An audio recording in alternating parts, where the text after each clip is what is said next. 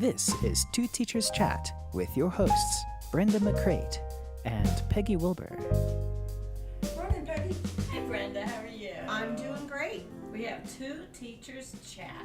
And today we're going to talk about how you can build the growth mindset that every child, every person actually needs in both your students and yourself. Growth mindset leads to learning.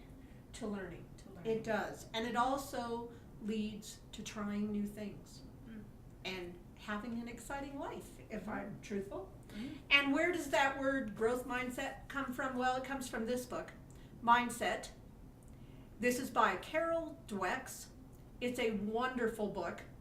And if you want to learn more about her, but you don't have time to read the book, you can also just Type her into YouTube, and it's DWECK.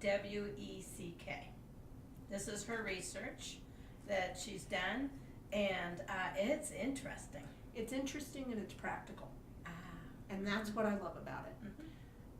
I have had kids from, I struggle with everything in school, to, it's easy peasy lemon squeezy, everything from kindergarten on.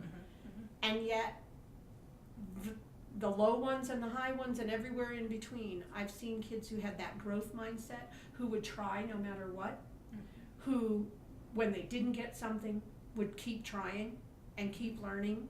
And they knew, as I know, that learning doesn't come without some failure somewhere.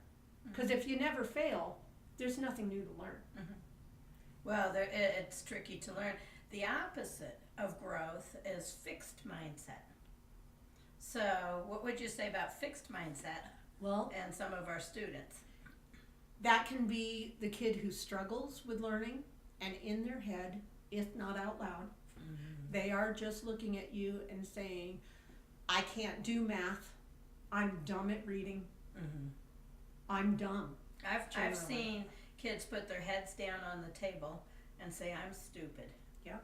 And that tells us where they're at.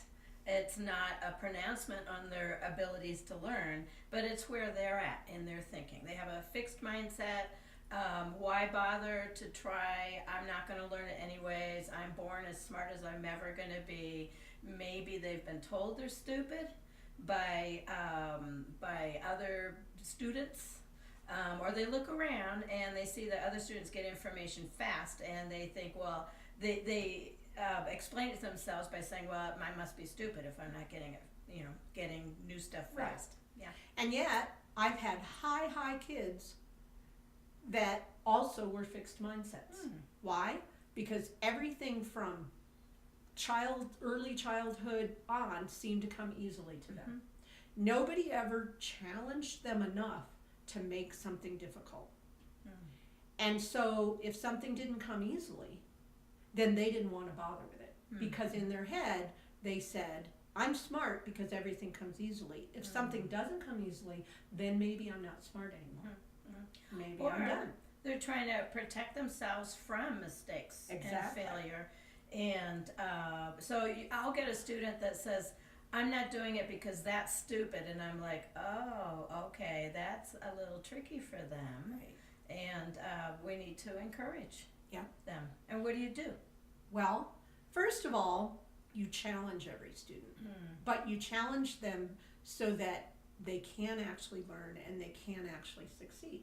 So that means that if a kid is reading 12 words a minute, then you challenge them to move up to 15.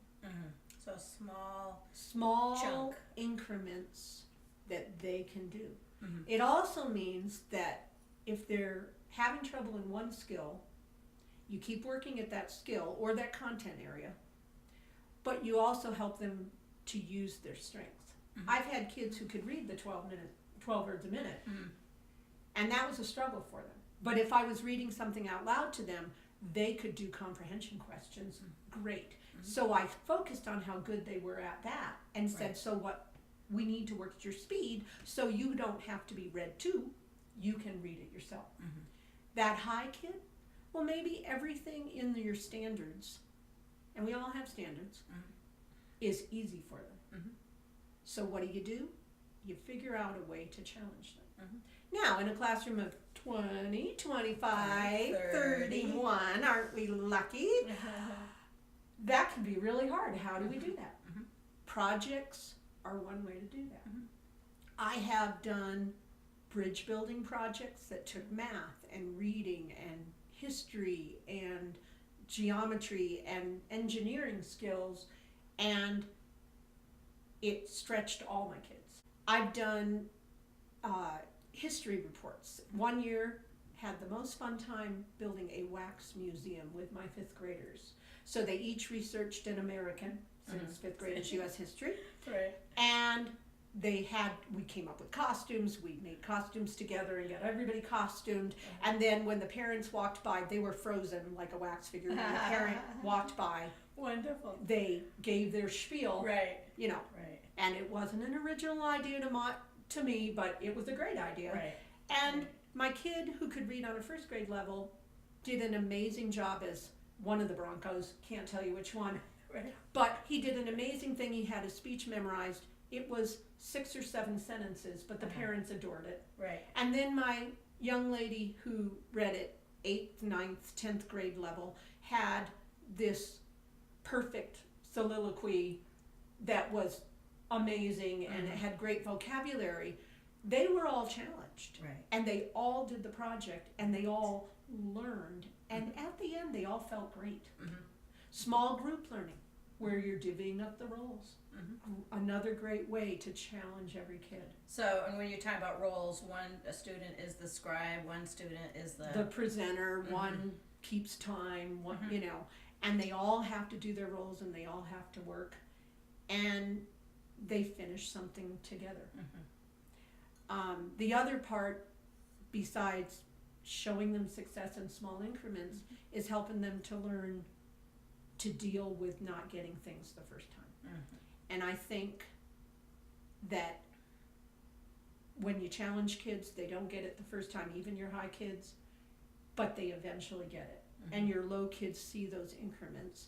And also being honest with them about your learning. If you have a growth mindset, I think your kids are going to be more likely to have one. I always would tell my kids about, like, learning guitar. One of the hardest things I did, but I wanted to play. And how I struggled, and it was hard, and that I eventually got to a point where I could play at least for my own pleasure, if not for an audience. I think that kind of honesty. And then that's what you need to do for yourself. You need to challenge yourself to do the best lessons possible. You have to reflect on every lesson. You have to find the good parts in your lesson, and then you have to find the parts that need strengthening. And eventually, even the lesson that you walk away from going, that was fabulous, you'll look at and go, but maybe if I just changed that. And 34 years into it, I'm still doing that. I mean, like the lesson I modeled for you, I came and modeled a lesson to, were those 1st graders? No, 4th graders in that group. 4th graders, yes. 4th graders. And I was trying to do, I had a long section on a learning skill that we were doing. And I did it, and I pushed through it, and you know, they got it. And Peggy looked at me and said, oh, that was great. And I said, yeah, but if I chunked up and done a little bit and let them read and then done a little bit more of the skill, I would have kept even this one over here that lost interest. As you reflect about every lesson, and it may be, oh, well, I guess I'll change that for next year, because I'm not teaching that lesson till next year. They mostly got it. You'll get better and better at it until you'll be able to say either right after the lesson or hopefully somewhere while you're teaching it, you know, let me see if I chunk this a little differently, or let me say it a different way and see if it works better. Build that mindset, that growth mindset in yourself. Be willing to fail, be willing to persevere. Build it in your kids, help them to learn that all learning takes trial, all learning takes failure at some point. Effort and persistence. And enjoy your teaching. Thank you for watching 2 Teachers Chat. Until next time. And remember, teachers touch lives forever.